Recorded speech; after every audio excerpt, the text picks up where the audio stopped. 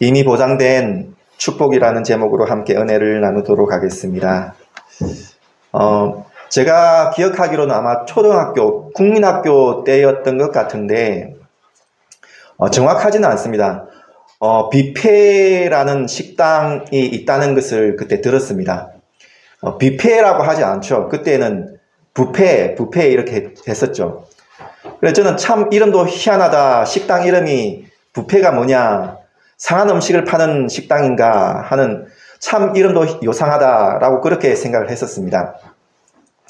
그리고 그 식당에는 일정한 돈을 주면 음식을 마음껏 먹게 해준다고 그렇게 한답니다.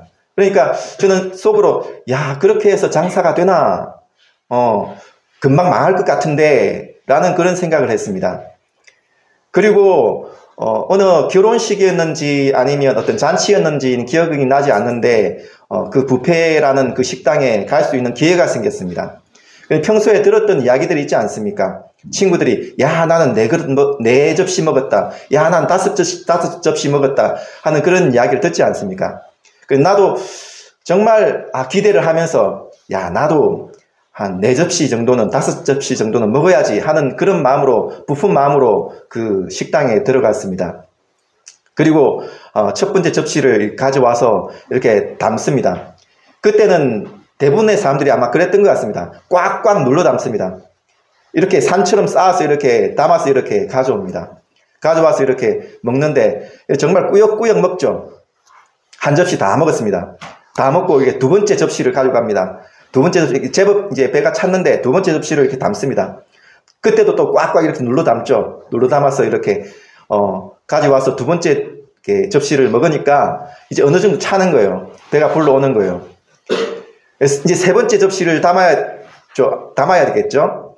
예, 다른 친구들은 4접시, 5접시 먹었다 하는데 나도 최소한 4접시, 5접시까지는 안 되겠 것 같고 3접시 정도는 내가 먹어야지 하는 마음으로 이렇게 세 번째를 담는데 도저히 안 되겠는 거예요.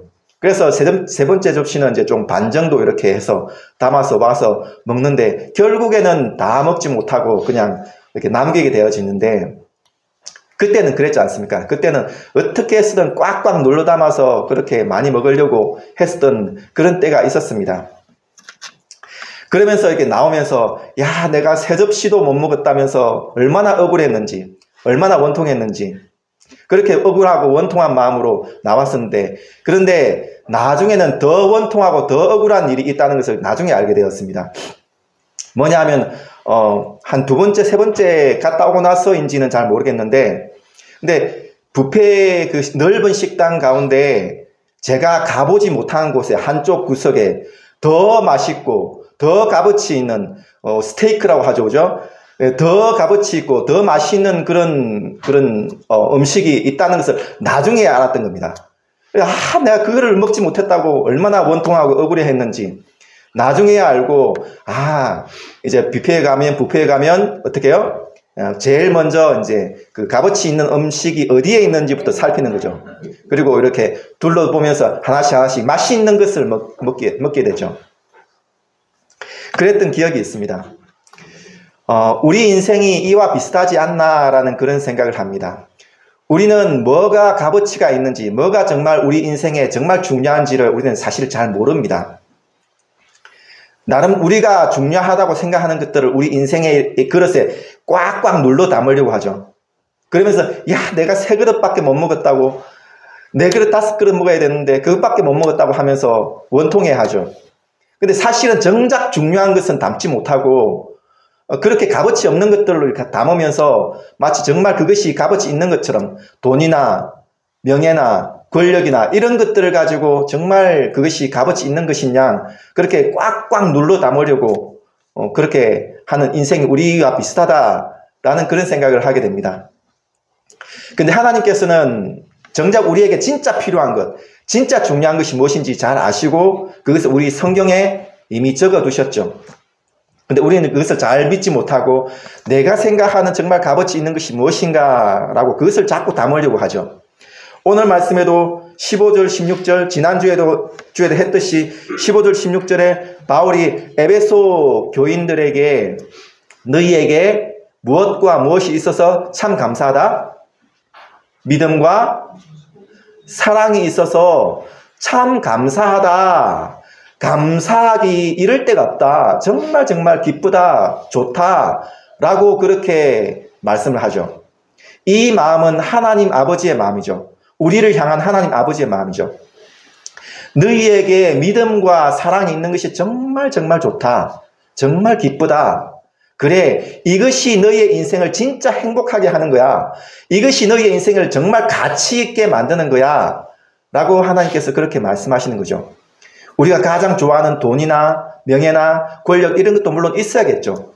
그러나 그것은 정말 있어야 할 것에 비하면 진짜 가치가 있는 것은 아니죠.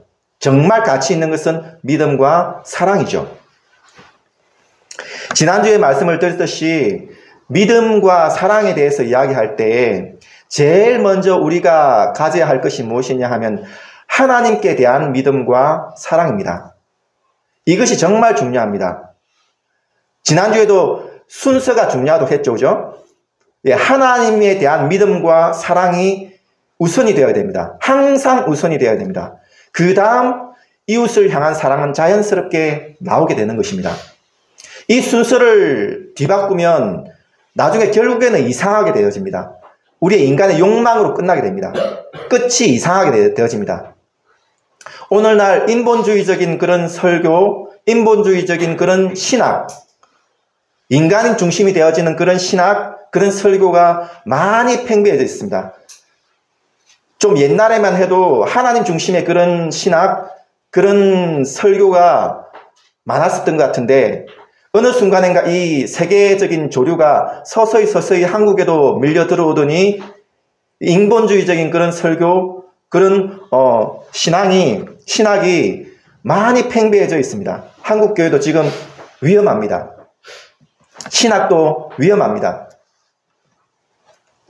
사랑이 우선이라고, 이웃을 대한 사랑이 우선이라고, 세상을 향한 우리의 책임이 우선이라고, 그것이 마치 하나님을 사랑하는 것, 하나님을 믿는 것과 당연하게 연결되는 것이 되어지는 것이냐, 그렇게 그것을 우선으로 하는 그런 신학, 그런 설교가 많이 팽배해져 있습니다. 아닙니다. 제일 중요한 것은 연합이나 다원주의나 혼합주의 이런 것이 중요한 것이 아니라 이웃을 향한 사랑이 중요한 것이 아니라 제일 먼저 중요한 것이 하나님에 대한 믿음과 사랑입니다. 이것이 우선되어져야만이 그 다음 이웃을 향한 사랑은 자연스럽게 나오는 것입니다. 그렇게 지난주에 믿음과 사랑에 대해서 설교를 했었고 오늘은 소망과 그리고 영광에 대한 설교를 하게 될 것입니다. 그래서 그의 부르심에, 하나님의 부르심에 소망이 있다라고 오늘 말씀하고 있습니다. 여러분들의 소망이 무엇입니까? 어떤 사람은 우리 연인은 리키를 보는 것이 얼마나 큰 소망이겠습니까? 그죠? 예. 또 다른 사람들은 뭐가 되고 싶은 어떤 소망이 있을 수 있고, 또 어떤 사람은 혹은 돈을 많이 가지는 것이 소망이 있을 수도 있고, 혹은 게임을 정말 최고를 잘하는 그런 사람이 되는 것, 그것도 소망일 수 있고, 여러 가지 어떤 소망이 있을 수 있겠죠. 소망이 있다는 것은 그렇게 나쁜 것 아닙니다. 괜찮은 것입니다. 좋은 것입니다. 그런데 소망이라는 거 생각하면 보통 미래와 연결되어 있지 않습니까? 소망이라면 미래와 연결되어 있어서 미래의 축복과 관련된 그런 말씀인 것 같은데, 그냥 실상은 소망도 현실과 아주 밀접한 관계가 있습니다. 옛날 우리 믿음의 선조들은 이 미래에 대한 소망이, 하늘나라에 대한 소망이 아주 컸었죠. 왜냐하면 현실이 너무 힘드니까, 너무 어려우니까, 살기 힘드니까 빨리 저 하늘나라 가고 싶다 하는 그런 소망이 컸었습니다. 그래서 현실이 너무 힘들어서 그렇게 현실을 약간 도피하는 듯한 그런 소망이 있었습니다. 근데 오늘날은 어떻습니까? 오늘날은 좀 반대죠. 워낙 살기 좋습니다. 워낙 편합니다. 그러다 보니까 하나님, 예수님 제발 좀 천천히 오십시오. 그리고 하늘나라 제발 좀 늙음하게 이렇게 다 살고 가고 싶습니다. 라고 그렇게 생각하지 않습니까? 이것 또한 건강한 신앙이 아닙니다. 소망이라는 것은 반드시 미래와 연결되어 있는 것이 아니라 미래에도 연결되어 있지만은 현재와도 연결되어 있습니다. 자살하는 사람이 왜 자살하죠? 단지 현실이 너무 어렵기 때문에 자살하는 것일까요? 그것만 가지고 자살하지 않습니다. 자살하는 사람은 미래의 소망이 없기 때문에, 희망이 없기 때문에 자살하는 것입니다. 내가 이렇게 지금 살아도 나중에 뭔가 달라지는 게 없겠다라고 생각하기 때문에 자살하는 것입니다.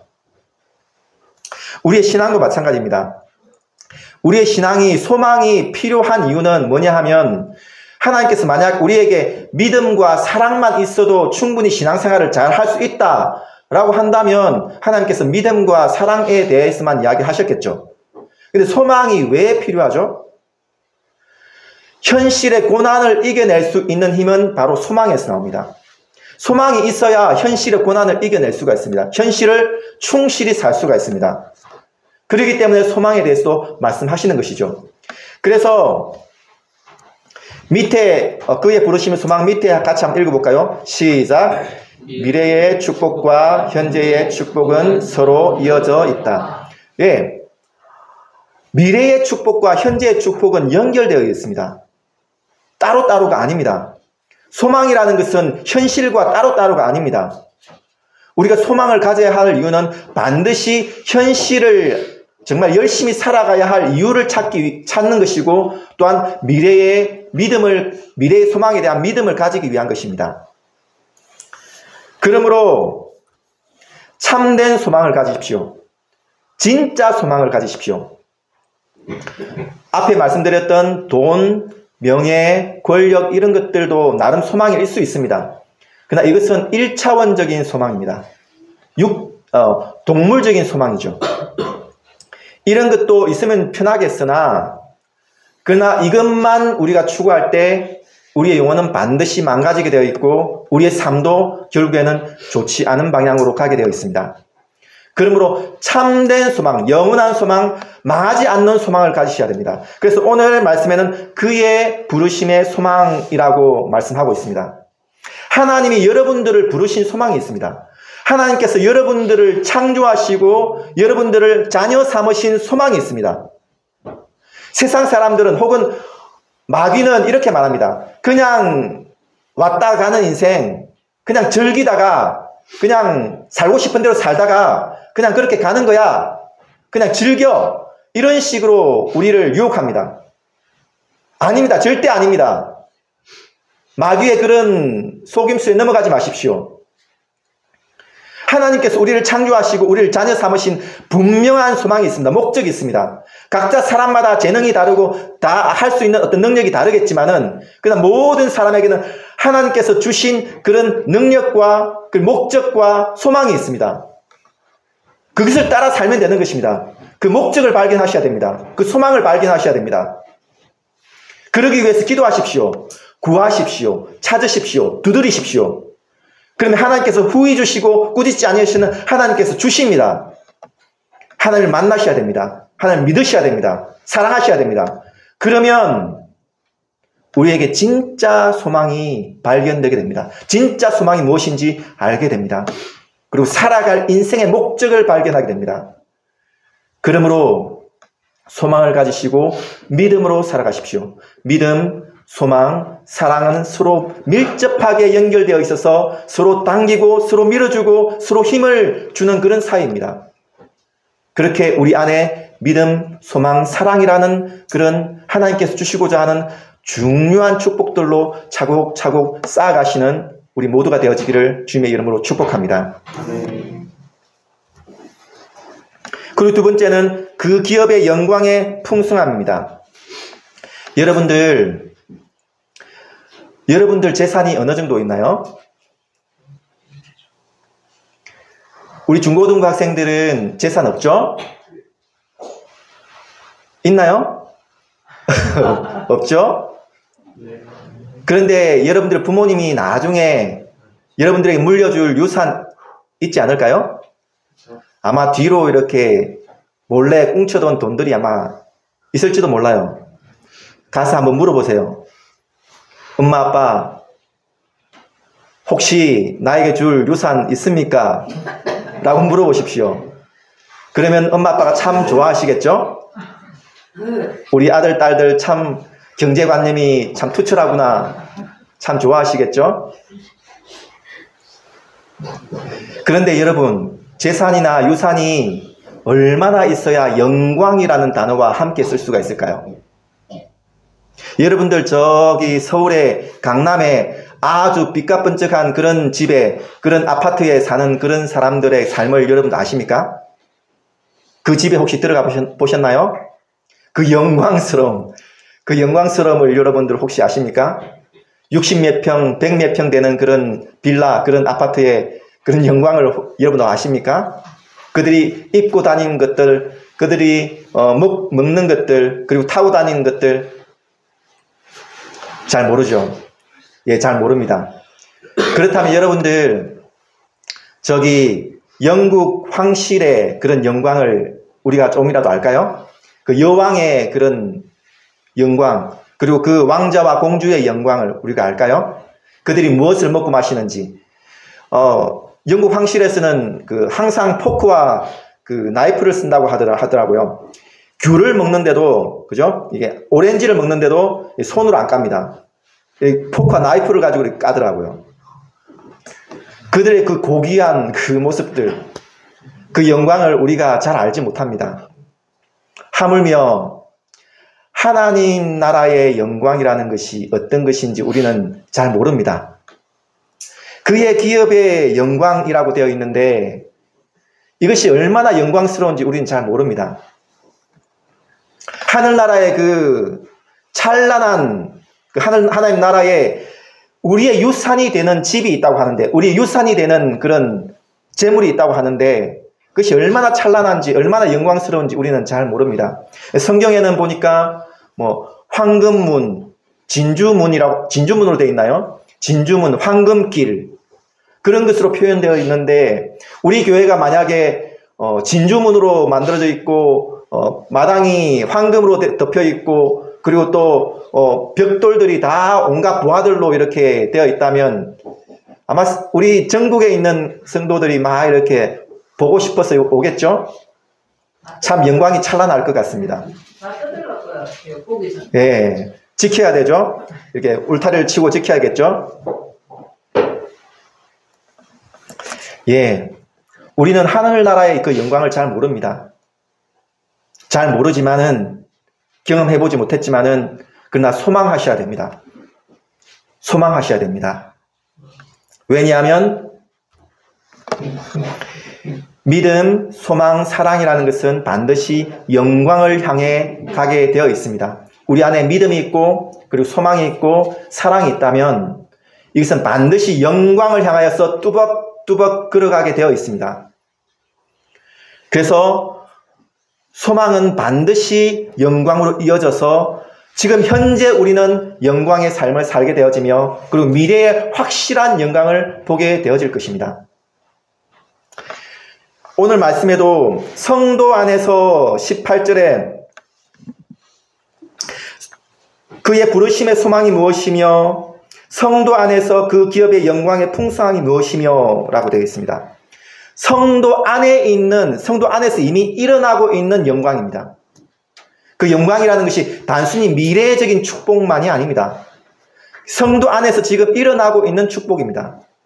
그렇기 때문에 앞에 제가 말씀드렸던 미래의 축복과 현재의 축복은 반드시 연결되게 되어 있습니다. 그래서 우리가 믿음, 소망, 사랑을 가지고 살아간다는 것은 지금 영광을 누리면서 살아가는 것이며 지금 영생을 누리며 살아가는 것이며 그리고 확실하게 영광을 보게 될 것이라는 그런 것입니다.